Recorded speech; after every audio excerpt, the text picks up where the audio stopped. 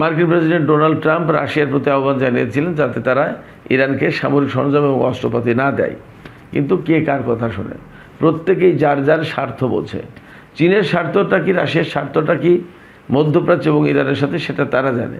America যদি বলে বা মার্কিন প্রেসিডেন্ট ডোনাল্ড ট্রাম্প যদি বলে যে আপনারা এইগুলো করবেন না, তো তারা কি তার কথায় উঠবে পড়বে? তার কথায় চলবে? প্রশ্ন ওঠে না। আমরা বুঝতেই পারছি যে ইরান কতটা শক্তিশালী এবং শক্ত অবস্থান নিয়েছে, যার কারণে এখন জার্মানির মতো একটা দেশ আমেরিকার পক্ষে কথা বলছে এবং সে বলছে যে আমেরিকাকে ইরান অপমান করছে। ঘটনা তো সত্যি তাই। ইরান পাত্তাই দিচ্ছে না আমেরিকাকে, একেবারে পাত্তাই দিচ্ছে না। ইসলামী প্রজাতন্ত্র ইরানের পররাষ্ট্রমন্ত্রী আব্বাস আরাকচি রাশিয়া সফরে গেছেন এবং ইরানের সর্বোচ্চ নেতার একটি বিশেষ বার্তা প্রেসিডেন্ট পুতিনকে পৌঁছে দিয়েছেন। আব্বাস আরাকচিকে স্বাগত জানিয়ে প্রেসিডেন্ট পুতিন বলেছেন, ইরানের স্বাধীনতার সার্বভৌমত্ব রক্ষার জন্য ইরানি জনগণের স্বার্থে মধ্যপ্রাচ্যের এই সংঘাতময় প্রেক্ষাপটে ইরানের জনগণের জন্য যা করা দরকার রাশিয়া তাই করবে।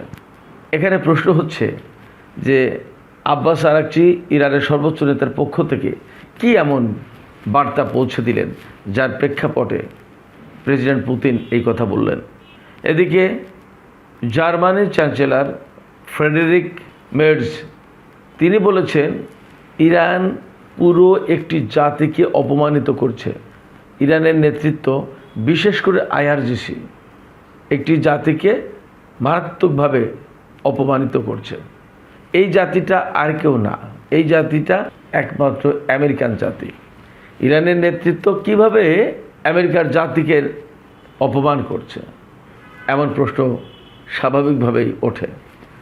এছাড়া অনেকেই আমাকে প্রশ্ন করে থাকেন ব্যক্তিগতভাবে যে ইরানের নেতৃত্বের মধ্যে নাকি এই মুহূর্তে ফাটল এবং অন্যতম প্রধান আলোচক বাকের কলিবফ নাকি আলোচক দল থেকে পদত্যাগ করেছেন এবং আইআরজিসির সাথে নাকি সৈয়দ আব্বাস আরাকচির মতবিরোধ চলছে। আসলে ঘটনা কি? একই সাথে আর একটা বিষয় এই ভিডিওতে আমি আজকে আলোচনা করব, সেটি হচ্ছে ইরান নতুন করে আমেরিকাকে কিছু প্রস্তাব দিয়েছে পাকিস্তানের মাধ্যমে। এই প্রস্তাব বিবেচনা করবে এখন আমেরিকা। ওপাশে যুদ্ধের প্রস্তুতিও নাকি ইরান নিচ্ছে। তাহলে আসলে হতে যাচ্ছে কি? ইরান এবার কি দিয়েই বা চমক দেখাবে? সুপ্রিয় দর্শক, এই যে বিষয়গুলো বললাম, এই বিষয়গুলো নিয়েই এখন আলোচনা। আশা করি আলোচনা ভালো লাগবে এবং আপনারা সবাই ভিডিওর শেষ পর্যন্ত থাকবেন। আর আলোচনা যদি ভালো লাগে লাইক, কমেন্ট, শেয়ার করবেন এবং চ্যানেলটি সাবস্ক্রাইব করে সাথেই থাকবেন। দর্শক, চলুন বিস্তারিত আলোচনায় চলে যাই। প্রথম আলোচনা ছিল যে বিষয়টি নিয়ে কথা বলার কথা, সেটি হচ্ছে ইসলামী প্রজাতন্ত্র ইরানের পররাষ্ট্রমন্ত্রী সৈয়দ আব্বাস আরাকচি তিনি রাশিয়া সফরে গেছেন। রাশিয়া সফরে যাওয়ার প্রেক্ষাপটটা কি খেয়াল করেছেন তো নিশ্চয়ই। তিনি সর্বপ্রথম গিয়েছিলেন শুক্রবার রাতে পাকিস্তানে, সেখান থেকে শনিবার সন্ধ্যায় ওমানে, সেখান থেকে পরের দিন বিকালের দিকে পাকিস্তানে আবার ফিরে এসেছেন। পাকিস্তানে অল্প সময় থেকে তিনি আবার রাশিয়ার উদ্দেশ্যে রওনা হয়েছেন। রাশিয়াতে 27 এপ্রিল অর্থাৎ আজকে ভোর 5টার দিকে তিনি পৌঁছেছেন সেন্ট পিটার্সবার্গে এবং সেখানে তিনি প্রেসিডেন্ট পুতিন এবং রাশিয়ার পররাষ্ট্রমন্ত্রী সের্গেই ল্যাভরভের সঙ্গে বৈঠক করবেন বলে কথা রয়েছে। এরই মধ্যে দেখা সাক্ষাৎ হয়েছে। এখানে তিনি কি কি করলেন এবং রাশিয়ার পক্ষ থেকে কি কি করা হলো সেটা একটা ইন্টারেস্টিং ব্যাপার। তারপরে কি বার্তা পৌঁছালেন এবং কি আলোচনা হলো সে সমস্ত নিয়ে অল্প একটু কথা বলবো। সৈয়দ আব্বাস আরাকচি ইরানের অত্যন্ত তুখোড় একজন কূটনীতিক এবং পররাষ্ট্রমন্ত্রী হিসেবে পাকিস্তান থেকে এই কয়দিন শাটল ডিপ্লোমেসি চালিয়ে তিনি পাকিস্তান থেকে রাশিয়া গেলেন। রাশিয়াতে যাওয়ার পরে তিনি সের্গেই ল্যাভরভ এবং প্রেসিডেন্ট পুতিন, পররাষ্ট্রমন্ত্রী সের্গেই ল্যাভরভ এবং প্রেসিডেন্ট পুতিন এই দুজনের সাথে বৈঠক করলেন। বৈঠকে অত্যন্ত হৃদ্যতাপূর্ণ পরিবেশে বৈঠক হয়েছে এবং প্রেসিডেন্ট পুতিন তাকে ওয়ার্মলি রিসিভ করেছেন, অত্যন্ত উষ্ণ অভিবাদন জানিয়েছেন এবং তিনি একদম সরাসরি ঘোষণা করেছেন বর্তমানে মধ্যপ্রাচ্যের সংঘাতের প্রেক্ষাপটে ইরানের স্বাধীনতা সার্বভৌমত্ব রক্ষার জন্য ইরানি জনগণের স্বার্থে যা কিছু করা প্রয়োজন রাশিয়া তার সবই করবে। একদম পরিষ্কার ঘোষণা। যারা অনেকেই এই ভিডিওতেই অনেকেই হয়তো কমেন্ট করেছেন প্রথম দিকে, কৌশলগত যে সমস্ত অবস্থান রয়েছে সেদিকেও যদি তাকায় তাহলে রাশিয়া এবং চীনকে ইরানের পাশে থাকতে হয়। তো সেই জায়গা থেকে এখন রাশিয়ার পক্ষ থেকে যে বক্তব্য দেওয়া হলো তা তো একদম পরিষ্কার, একদম পরিষ্কার। এবং আমরা যুদ্ধ চলাকালীন, যখন যুদ্ধ চলছিল তখন রাশিয়ার পররাষ্ট্রমন্ত্রীর বক্তব্য শুনেছি এবং ইরানের পররাষ্ট্রমন্ত্রীর বক্তব্যও শুনেছি। রাশিয়া ইরানকে হেল্প করছে কিনা এ ব্যাপারে ইরানের পররাষ্ট্রমন্ত্রী পরিষ্কার করে সাংবাদিকদের বলেছিলেন যে তাদের সাথে আমাদের একটা কৌশলগত চুক্তি আছে এবং 25 বছর মেয়াদী চুক্তির পাশাপাশি দীর্ঘদিনের একটা ঐতিহাসিক সম্পর্ক রয়েছে। এই জায়গা থেকে রাশিয়া ইরানকে হেল্প করতেই পারে এবং যে চুক্তি রয়েছে সেই চুক্তির আওতায় অনেক কিছু, অনেক সহযোগিতার কথা, সেক্ষেত্রে হেল্প করতে পারে। সাংবাদিক তাকে জিজ্ঞেস করেছিলেন সামরিকভাবে কোনো হেল্প করছে কিনা। তিনি তখন বলেছিলেন যে এই বিষয়টা তো সামরিক ব্যক্তিত্ব, যারা সামরিক লিডারশিপ, যারা অর্থাৎ মিলিটারি লিডারশিপ, তারা জানে, তারা বলবে। এই বিষয়ে মার্কিন সংবাদ মাধ্যমের পক্ষ থেকে রুশ পররাষ্ট্রমন্ত্রী সের্গি ল্যাভরভের কাছে জিজ্ঞেস করা হয়েছিল। তিনি বলেছিলেন ইরানের সাথে আমাদের বন্ধুত্বপূর্ণ সম্পর্ক, অংশীদারিত্বের সম্পর্ক, তাকে আমরা যে কোনো ধরনের সহযোগিতা করতেই পারি, দিতেই পারি, সো হোয়াট, কী হয়েছে তাতে। একেবারে এইভাবে বলেছিলেন, আমরা করতেই পারি, তা কি হয়েছে। তো সেক্ষেত্রে আমেরিকার আর কিছু বলার নেই। শুধু তাই না, যুদ্ধকালীন মার্কিন প্রেসিডেন্ট ডোনাল্ড ট্রাম্প রাশিয়ার প্রতি আহ্বান জানিয়েছিলেন যাতে তারা ইরানকে সামরিক সরঞ্জাম এবং অস্ত্রপাতি না দেয়। কিন্তু কে কার কথা শোনে? প্রত্যেকেই যার যার স্বার্থ বোঝে। চীনের স্বার্থটা কি, রাশিয়ার স্বার্থটা কি মধ্যপ্রাচ্য এবং ইরানের সাথে, সেটা তারা জানে। আমেরিকা যদি বলে বা মার্কিন প্রেসিডেন্ট ডোনাল্ড ট্রাম্প যদি বলে যে আপনারা এগুলো করবেন না, তো তারা কি তার কথায় উঠবে পড়বে, তার কথায় চলবে? প্রশ্ন ওঠে না। ফলে প্রেসিডেন্ট পুতিনের পক্ষ থেকে যে ঘোষণা দেওয়া হয়েছে এই ঘোষণা অত্যন্ত তাৎপর্যপূর্ণ এবং যখন আমেরিকার সাথে ইরানের একটা নতুন করে আলোচনা বসার একটা ব্যবস্থা হচ্ছে, সেই রকম সময় রাশিয়ার পক্ষ থেকে এই ঘোষণা মানে হচ্ছে ইরানকে কূটনৈতিকভাবে, সামরিক দিক দিয়ে এবং রাজনৈতিকভাবে আন্তর্জাতিক অঙ্গনে অত্যন্ত শক্তিশালী অবস্থানে রাখবে। কারণ রাশিয়া ইরানের জনগণের পাশে আছে, এটা প্রেসিডেন্ট পুতিনের পক্ষ থেকে একদম পরিষ্কার ঘোষণা। সেক্ষেত্রে ইরানকে অনেক কথা, অনেক কাজ এখন আরও একটু হিসেব করেই বলতে হবে। আমি আগেই বলেছি, ইরানের পররাষ্ট্রমন্ত্রী সাইদ আব্বাস আরাকচি তিনি কিন্তু এই সফরের সময় সর্বোচ্চ নেতার পক্ষ থেকে, ইরানের সর্বোচ্চ নেতা আয়াতুল্লাহ সাইয়েদ মুজতবা খামেনির পক্ষ থেকে একটি বার্তা নিয়ে গেছেন এবং সেই বার্তা প্রেসিডেন্ট পুতিনের কাছে পৌঁছে দিয়েছেন। এখন প্রশ্ন হচ্ছে যে ইরানের সর্বোচ্চ নেতা কী বার্তা দিয়েছেন। হতে পারে যে তিনি দায়িত্ব নেওয়ার পর হয়তো বিশেষ কিছু বার্তা দিয়েছেন, এমন কিছু বার্তা যে বার্তা রাশিয়া এবং ইরানের পারস্পরিক সম্পর্ককে আরও বেশি মজবুত করবে। ইরান রাশিয়ার কাছে সহযোগিতা চায়, রাশিয়ার পাশে ইরান দাঁড়াবে এমন কমিটমেন্ট থাকতে পারে এবং নতুন যে বিশ্ব ব্যবস্থা তৈরি হতে যাচ্ছে, গড়ে উঠতে যাচ্ছে, সেই বিশ্ব ব্যবস্থায় ইরান, রাশিয়া, চীন তারা কিভাবে কাজ করতে পারে, হয়তো সেই সমস্ত বার্তা থাকতে পারে। এর পাশাপাশি এমন বার্তা থাকতে পারে রাশিয়ার সাথে ইরানের সম্ভবত $400 কোটি একটা তেল খাতে চুক্তি হতে যাচ্ছে।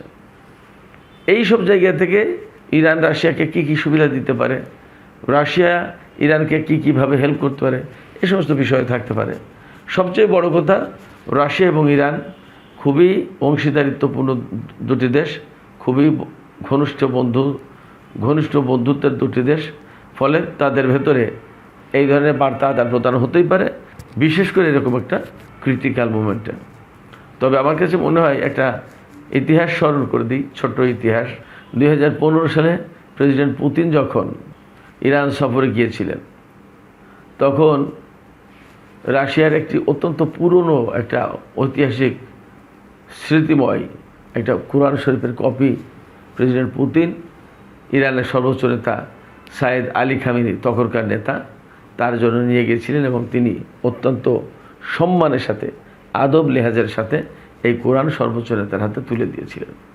পুতিনের সাথে সর্বোচ্চ নেতার বৈঠক হয়েছিল এবং অত্যন্ত আন্তরিকতাপূর্ণ পরিবেশে, এবং সেই থেকে না, তারও আগে থেকে ইরানের সাথে রাশিয়ার সম্পর্ক খুব মজবুত হচ্ছিল।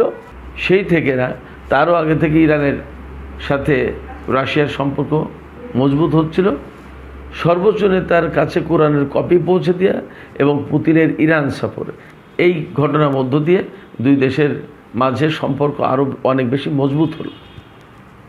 আমি বিশ্বাস করি বা আমি ব্যক্তিগতভাবে মনে করি ইরানের সর্বোচ্চ নেতা যে বার্তা পাঠিয়েছেন তাতে রাশিয়া এবং ইরানের যে বন্ধুত্বপূর্ণ সম্পর্ক, এই সম্পর্ক অব্যাহত রাখার কথা বলা হয়েছে এবং দুই দেশ যাতে একে অপরের পাশে সবসময় সব পরিস্থিতির দাঁড়াতে পারে সেই রকম একটা আহ্বান সম্ভবত জানানো হয়েছে। সুপ্রিয় দর্শক, এ পর্যায়ে জার্মানির চ্যান্সেলর ফ্রেডেরিক মের্জ তার একটি বক্তব্য তুলে ধরে আমি আর কিছু আলোচনা করে আজকের ভিডিও শেষ করব। জার্মানির চ্যান্সেলর ফ্রেডেরিক মের্জ তিনি বলেছেন, ইরানি নেতৃত্ব বিশেষ করে আইআরজিসির কর্মকর্তারা পুরো একটি জাতিকে অপমানিত করছে। সেই জাতিটা হচ্ছে আমেরিকান জাতি। কেন, কিভাবে অপমান করছে? সেটা অপমান করছে এইভাবে যে যখন আমেরিকা বারবার চুক্তির জন্য দাঁড়ে দাঁড়ে ঘুরছে, দাঁড়ে দাঁড়ে ফিরছে এবং চুক্তির জন্য বারবার আহ্বান জানাচ্ছে, আলোচনায় বসার জন্য ইরানের প্রতি আহ্বান জানাচ্ছে, সেখানে ইরান আমেরিকাকে কোনো পাত্তাই দিচ্ছে না। মের্জ জার্মানির একটি শিক্ষার্থীদের সমাবেশে বলেছেন, এই কথা বলেছেন এবং তিনি সেখানে আরও বলেছেন যে আসলে একটি যুদ্ধে কিভাবে ঢুকতে হয় সেটা যেমন জানতে হয়, তেমনি কখন কিভাবে বের হতে হয় সেটাও জানতে হয়। মার্কিন কর্মকর্তারা সম্ভবত এই জায়গায় ভুল করছেন। তাদেরকে ইমিডিয়েটলি এই যুদ্ধ থেকে বের হয়ে আসার দরকার এবং তাদেরকে সেই ব্যবস্থা নিতে হবে। তিনি একথা বলেছেন। ফ্রেডেরিক মের্জ একথাও বলেছেন যে এই যুদ্ধের দ্রুত অবসান হওয়া দরকার, কারণ এই যুদ্ধের কারণে জার্মানির অর্থনীতি মারাত্মকভাবে ক্ষতিগ্রস্ত হয়েছে, মারাত্মকভাবে। এই পর্যায়ে আমরা বুঝতেই পারছি যে ইরান কতটা শক্তিশালী এবং শক্ত অবস্থান নিয়েছে, যার কারণে এখন জার্মানির মতো একটা দেশ আমেরিকার পক্ষে কথা বলছে এবং সে বলছে যে আমেরিকাকে ইরান অপমান করছে। ঘটনা তো সত্যি তাই। ইরান পাত্তাই দিচ্ছে না আমেরিকাকে, একেবারে পাত্তাই দিচ্ছে না। এটা আশ্চর্যজনক ব্যাপার। আসলে আশ্চর্যজনক ব্যাপার বলছি, কিন্তু আশ্চর্য হওয়ার কিছু নেই। এই কারণে ইরানিদের যে নৈতিক অবস্থান এবং যে বিপ্লবী চেতনা, এই অবস্থান এবং চেতনার কথা যদি আমরা মাথায় রাখি তাহলে আশ্চর্য হওয়ার কিছু নেই। বিকজ ইরান সবসময় বলেছে আমেরিকার সাথে কোনো আপোষ হবে না, যত নিষেধাজ্ঞা দিক, যত প্রতিকূল পরিস্থিতি তৈরি করুক, এটা ইরান ওভারকাম করার চেষ্টা করবে। ফলে আমেরিকা আজকে অসহায় হয়ে গেছে এবং ইরান আমেরিকাকে মোকাবেলা করার জন্য বহু বছর আগে থেকেই নিজেদেরকে প্রস্তুত করেছে। শুধু এতদিন প্রস্তুত করেছে তাই না, এখন আলোচনা হচ্ছে না এইরকম একটা পরিস্থিতিতে যদি আমেরিকা ইরানের উপরে কোনো রকম হামলা চালায়, সেই হামলা কীভাবে মোকাবেলা করতে হবে এবং কতটা ডিসাইসিভ রেসপন্স, কতটা চূড়ান্তভাবে একটা জবাব দিতে হবে, এর জন্য প্রস্তুতি নিচ্ছে। এবং আশ্চর্য ব্যাপার, ইরানিদের যে মনোবল এবং তাদের যে বক্তব্য, পরিষ্কার করে তারা বলছে যে আমেরিকা যদি এবার কোনো রকম ভুল করে হামলা চালায় তাহলে চূড়ান্ত জবাব হবে এবং এবার কোনো রকম যুদ্ধবিরতি হবে না। যে জবাবের কথা তারা কখনো ভুলতে পারবে না, তারা অপমানিত হবে এবং অনুতপ্ত হয়ে এখান থেকে বের হয়ে যেতে বাধ্য হবে।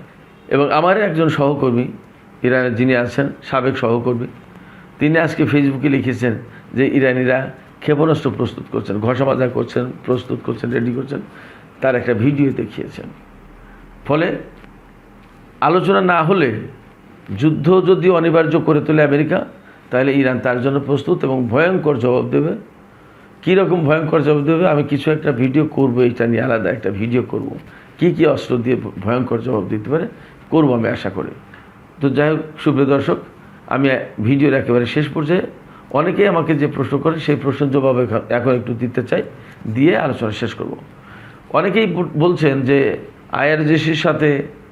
আইআরজিসির সাথে ইরানের রাজনৈতিক এবং কূটনৈতিক নেতাদের কোনো বিরোধ চলছে কিনা, বা আলোচক দল থেকে বাকের কলিবা পদত্যাগ করেছেন কিনা, অথবা আইআরজিসি কর্মকর্তাদের সাথে আব্বাস আরাকচির কোনো মতবিরোধ চলছে কিনা, এই সমস্ত কোনো কথাই আমি কোনো সোর্স থেকে নিশ্চিত করে কোথাও পাইনি।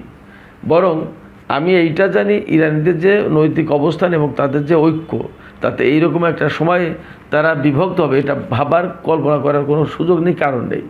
আমি এইটুকু বলতে পারি। আর যে সমস্ত খবর ছড়াচ্ছে এগুলো ইরান বিরোধী কিছু গোষ্ঠী আছে, ইরান বিরোধী কিছু মিডিয়া আছে যেটা লন্ডন আমেরিকা থেকে পরিচালনা করা, যেমন ইরান ইন্টারন্যাশনাল একটা ইরান বিরোধী একটা মিডিয়া। এই ইরান ইন্টারন্যাশনাল কিন্তু এইরকম বিভিন্ন রকমের নেতিবাচক খবর দেয়, যা মনে হবে যেন ইরান ধসে গেছে, ইরান একদম শেষ হয়ে গেছে, এরকম কিছু কথা, অর্থাৎ নেগেটিভ খবর দেয়।